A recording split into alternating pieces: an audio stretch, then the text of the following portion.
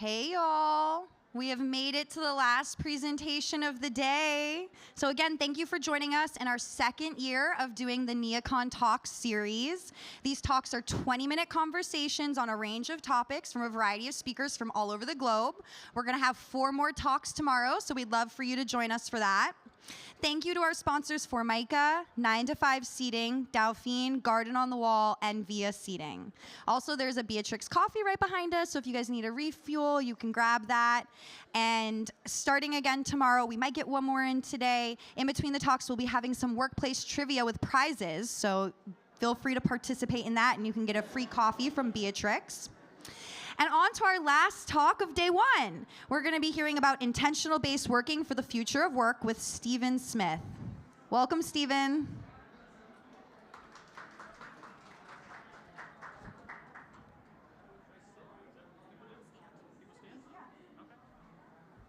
And it works. Hi, how's it going, y'all?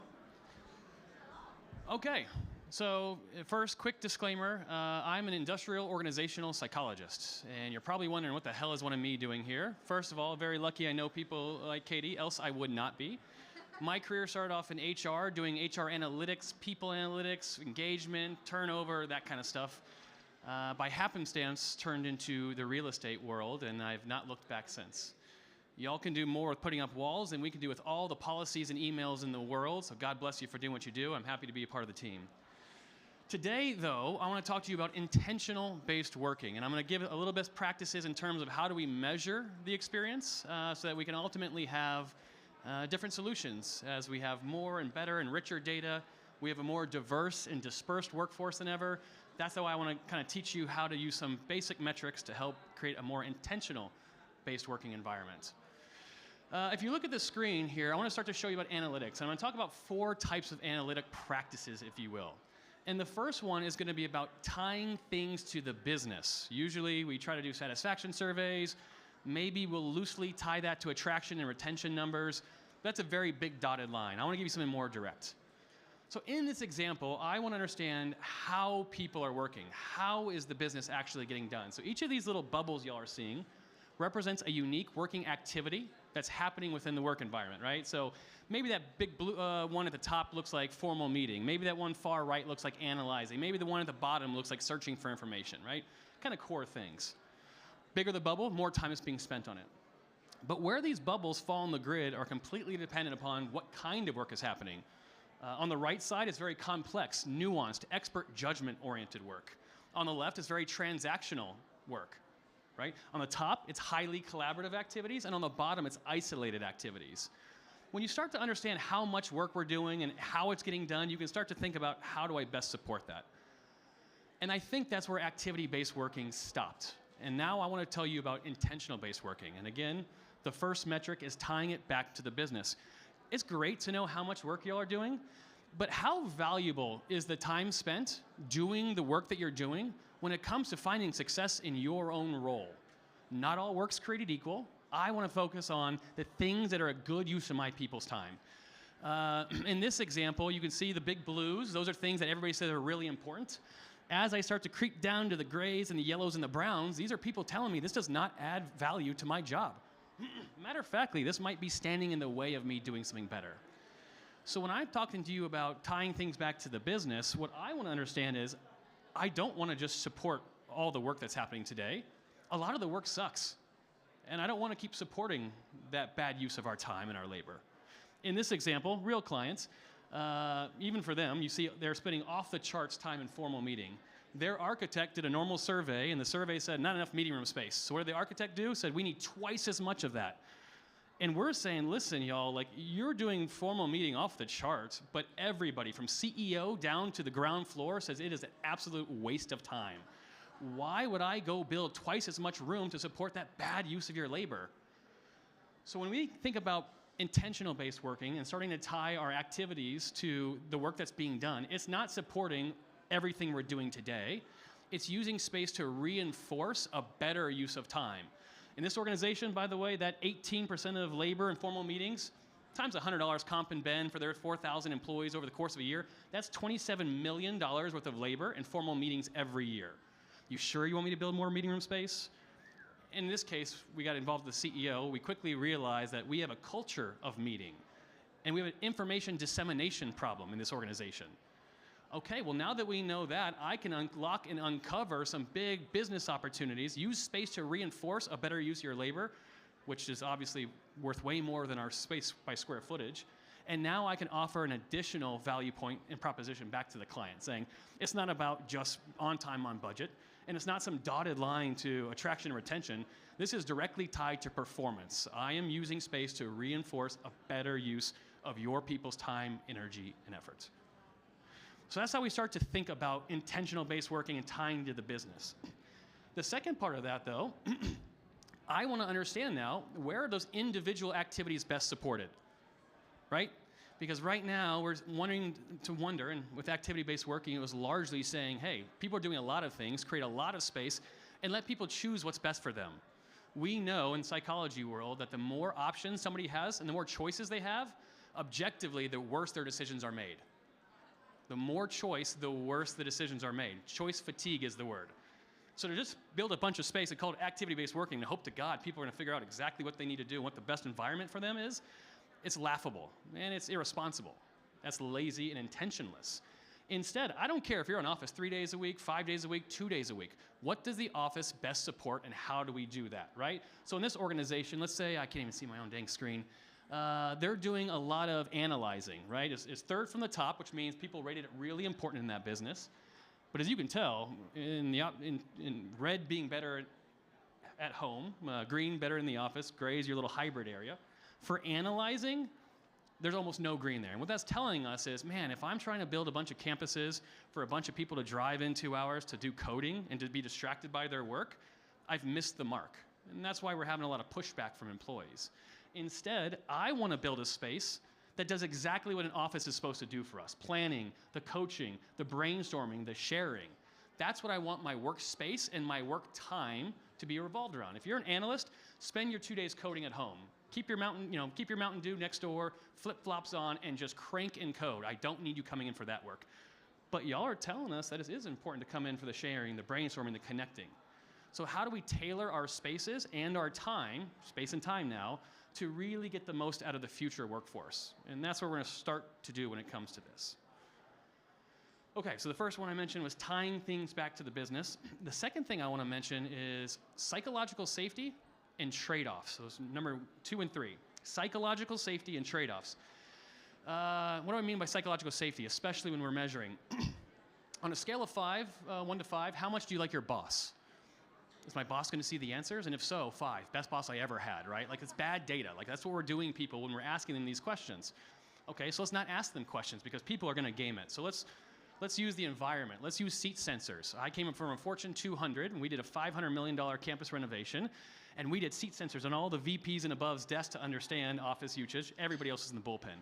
What we found out after a week is that these millionaires are taking big stacks of books and they're placing them in their chairs when they go to the bathroom and they go to lunch or they go to the golf course. They're tricking our sensors. These are millionaires, and why are they doing that? Because they don't trust Big Brother is watching. So again, when I talk about psychological safety and the way we measure humans, it's going to be critical for getting clean information on the back end to operate from. Now, how do you get to psychological safety? First of all, stop asking about, do you like your boss? That's just a bad question. But the second thing is creating trade-offs. You know what I hate about surveys? And that's, by the way, my job, for God's sake. But I hate surveys. They make people go through an exhaustive list of questions, 1 to 100 questions. And you have to answer those 100 questions on a scale of 1 to 5. Well, what item do you focus on? Do you focus on the item with the lowest overall satisfaction or the item with like the highest amount of red, the dissatisfaction, which is exactly where leaders always go? Or is it the one that's furthest away from the benchmark that may or may not apply to us? Or is it the one that's trending up or down? Long story short, what we want to help employees do is say, listen, in this case, and if you can't see, all of these items are typical work construct items. Satisfaction with light, temperature, your desk, freedom, mobility, those kind of things. And we say, hey, employee, all of these things matter in the employee experience. No doubt about it. But pick the 5 that matter most to you, and then tell me how much you like it or don't like it. And that subtle trade-off that we just did helps people now prioritize what matters most, good or bad. And good or bad, I want to do the things that matter the most to the most amount of people. That's going to be your squeaky wheels. That's going to do all those things. In this example, outside of temperature, which is the big red 1, 4 down. Nobody can deal with temperature. You know that better than I do. The second item that has the most amount of red is probably, just think of nope, I don't think it's that cool. The item on the very bottom is storage. A lot of red, a little bit of green. Most leaders would say, if I'm not doing temperature, I'm gonna do storage. And we're saying, that's only 8% of your population. Like, maybe that 8% is a unique team that we can go find and help, but I am not gonna add a square meter of storage to every spot on campus based on that. That's noise in your data set. And us data people have been doing that to you and with you forever. That is bad. This is the tail wagging the dog. So again, if we can start to prioritize with people and help them decide on what matters most, now we're getting somewhere. Now we can start to put some energy and effort behind what we're doing. Okay, the next thing I want to talk about when it comes to creating good metrics and creating psychological safety, at the risk of yelling at myself from earlier, is actually choice, but it's choice architecture. I'm sick of asking everybody the same set of questions. It's easy for me as an analyst because it makes it very easy for me to measure you, but it does not mean that it's right to get the right kind of information from you. If you said something like distraction did matter to you, I think it's the number 2 item or number 3 on there, what the hell does that mean? That's usually when we go back now and do another focus group, which why the hell do we just do this if we're doing a focus group? Or now we go make some guesses, or we pump more white noise into the building. I want to branch you off. You said distractions meant a lot to you. I mean, what does that mean? Is that white noise in that bottom right-hand graph? Do I need to be pumping in things for the acoustics? Or honestly, is it because coworkers are bothering the hell out of me asking if I saw The Bachelorette last night? No, please leave me alone. I need to do my coding kind of thing, that analysis we talked about earlier. So when you start to think about not only prioritizing what matters most to employees, now we can start to dive deeper into the topics only that they care about. If you said distraction, tell me more. You said healthy workplace? I mean, is that like hippy-dippy yoga rooms? Or honestly, is this just some better mobility equipment? Whatever it is, if you told me it mattered to you, I want to follow up and get more information. But if it didn't matter to you and somebody didn't click on an item, keep going right on by. Like, I don't want you weighing in on this because it doesn't matter to you. And again, that's what dirties up every data survey that you and I have ever done up until this point. And I think that's our opportunity. So ultimately, as we start to think about the difference between activity-based working and intentional-based working, it's not just space anymore, it's time, right? Because now we have this 3 days on, 2 days off. What do we do in the office? Is it the same amount of space as before? Now we can start to prioritize the things that matters most. And that's going to happen not only in terms of behavior and how well you're working with others, or satisfaction, what matters most to you. It's also about collaboration. Has anybody heard of a network analysis? Does that mean anything to any of you? A network analysis? A network analysis shows you how people are collaborating across the organization. Who's interacting with who? And once again, I'm going to soapbox it, and Katie gave me the opportunity to do so. Thank you again. Microsoft 365 is trying to track who's emailing who in the organization to find out how do we support who needs to sit next to whom in my stacking and blocking.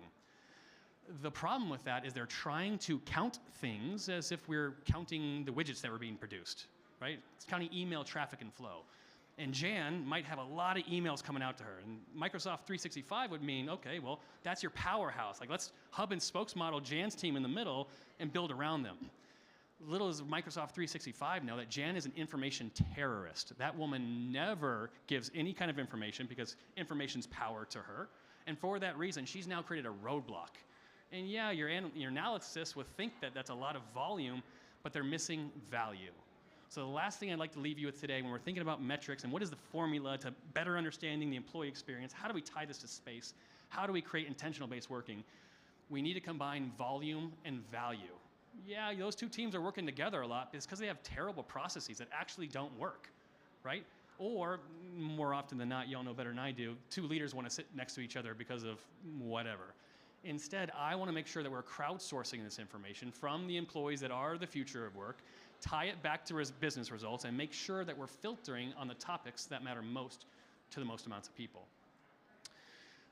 Maybe lastly, and Katie, how long do I have? Because I can go for days, by the way. 5? I can do 5. So as we think about, we mentioned trade-offs, we mentioned tying it to the business, we mentioned making sure that our data is psychologically safe, both in terms of the way we're asking questions, but also in terms of the way we're measuring things. Last but not least, I don't want to throw the baby out with the bathwater. I told you I hate surveys. I do.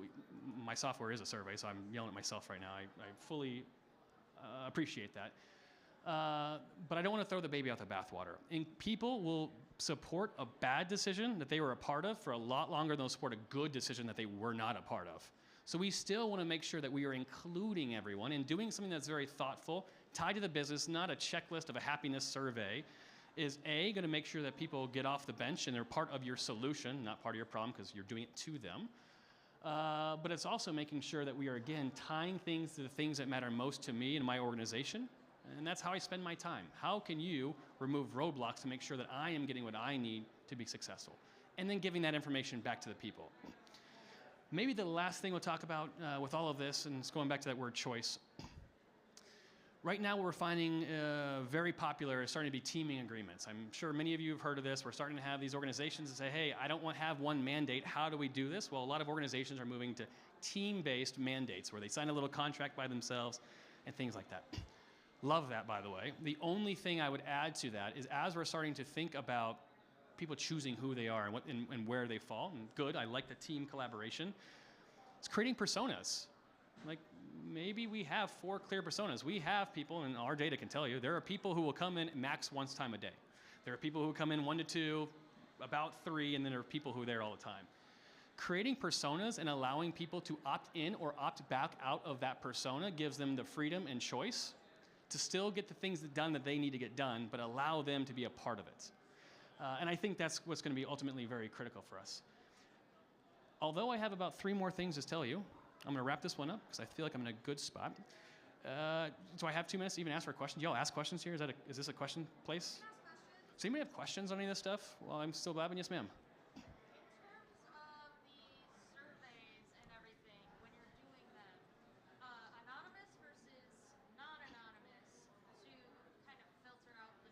Love it. When you're doing surveys, first of all, do you do anonymous or not anonymous so you can filter stuff? First thing is I would try and I would encourage y'all to never use the word survey. I'm sure you all hate the word survey and what surveys mean as much as I do, and it's my damn job. So try to use something else. Assessment, workplace diagnostic, organizational MRI, what we call a digital interview. Try to get the hell away from the word survey because they already box you in and they're already going to box you out. Now, how we believe it's best done is understanding who the people are behind the scenes. The second I ask you who you are on a survey, that's when psychological safety goes out the window. I don't know about you. If any of you have taken a workplace survey, I become a female on the 44th floor very quickly in accounting. I lie immediately because I'm a skeptical jerk. I mean, it's what people are. So we do not want to ask them those questions. And if you have to, because there's no other way around it, make sure you at least ask at the end. So hopefully you got clean answers up front. And then if people drop off at that point, I can't use their demographic data, but at least we have something with clean information. What you would like to do, though, is you would like to tie their email address with their IT and your HR department to their demographics behind the scenes. Because when I send an assessment, it's going to send to a unique email address. That email address will tie back to their HRIS data system. So on the back end, I can start to slice and dice those demographics to understand the age influence, or gender influence, or neurodiversity influence, or all of those topics. So certainly anonymous, it's confidential. Promise people you don't report in groups of under 5. This is team-based, not an individual-based. Again, that freaks people out. And get the hell away from the word survey. Thank you. Any other questions before I go? Yeah, please. Yes, sir. First of all, I think this is... We have mics, man. You can do it. All right. Hi.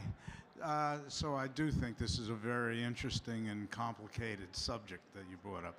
So one of the things that caught my attention right here on factors that matter most to you, you have commuting time, yet we're in a world now where so much is remote work.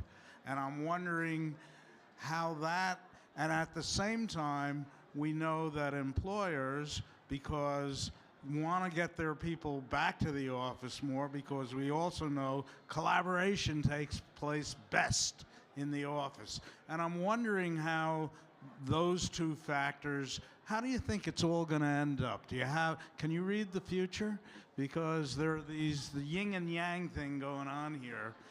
Where nobody likes to commute, but still a lot of good things happen in the office, and a lot of management wants people back in the office. Thank you for that. Short answer is I have no freaking clue, and if anybody tells you that, they're lying. I don't listen to people like me or other futurists when they talk about the future. I wouldn't listen to me either. I watch more sci-fi, and that's usually a better idea of what's actually coming than anything I can tell you. What I will tell you is, first of all, not all collaboration is created equal. A lot of it sucks. right? So I want to eliminate this shitty collaboration and focus on the good collaboration. And we're finding, and again, going back to things like mandates. So sometimes my company, this is not a pitch for my company, but as an answer, we do our study at the city level. So we'll rope in 20 or 30 employers in a metro to understand like the full community, so to speak. And what we're finding is that if you get this is a good point. If you get away from the days and instead measure by percentage of time, people want to be in office about 50% of the time. The problem is then we mandate 3 days, regardless of the percentage of time difference. The difference is I might want to come to the office 5 days a week, 50% of the time, but that's every morning. Because honestly, at lunchtime, y'all get tired and pass out on the keyboards. That's when I get home and do my analysis kind of stuff. So to answer the question, I think if we stopped with the mandates, created a little bit more flexibility, made sure that our spaces reinforce what I'm actually coming to the office for, you make me want to come. But if you're making me come to the old equipment with the old ways of working, doing the same stuff that I now know I can do better at home, and you're making me do it for a couple days handcuff, again, I'm a 36-year-old punk. I would absolutely revolt 1,000%, and I'd probably shirk for a while before you fired me, right? Not ideal. So how do we start to create the right metrics to serve, as we call it, we want to create freedom within a framework, right? There's some boundaries that we know as an organization. There's some guide rails and lines that I can't have you cross. But within that framework, we want to give the freedom. If we have the metrics that tie to our business, and it's not just satisfaction surveys, we might have a good shot at getting there in a harmonious way. Thanks for the question, sir. Any other good questions? Even a mediocre question's okay right now if you want it. I'll prefer good ones, but please, yes, ma'am. I'll run over there. Hold on.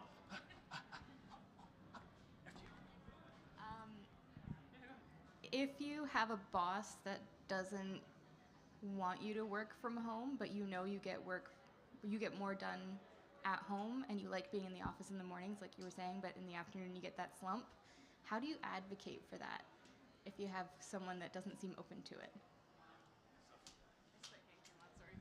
So I'm an industrial organizational psychologist. I am not a therapist, and that's what that leader seems to need. You all heard the question, right? How do I get a leader? If I have a leader that doesn't understand that I'm more productive in the office or at home, they don't give me the flexibility because maybe they don't believe it, maybe they're old school. How do you crack that nut? Usually my first answer is find a new boss. Second answer is Dr. Phil's gonna be better than me. But number 3, again, I think it always goes back to tying it to the business. If we have a business case and a leader still disagrees with it, they're probably not going to be a leader too much longer because they're obviously missing the mark. I think it's also a little bit of things in terms of understanding grace. What we're being told is that a lot of leaders are having their leaders make them send you into the office, right? So sometimes their hands are tied as well. The top of the top, right? And I think that's where, certainly our own information that ties to our businesses, but now that things like automation are coming, now that we're having a lot richer data sets, now that we're having some larger community studies, we've all been in a wait and see mentality. Every organization's waiting to see what everybody else does and who's figured it out first. We're right on that edge. Having that business case, looking at some of the studies that are coming out is your best bet. Else, Indeed.com is probably where I would go after that.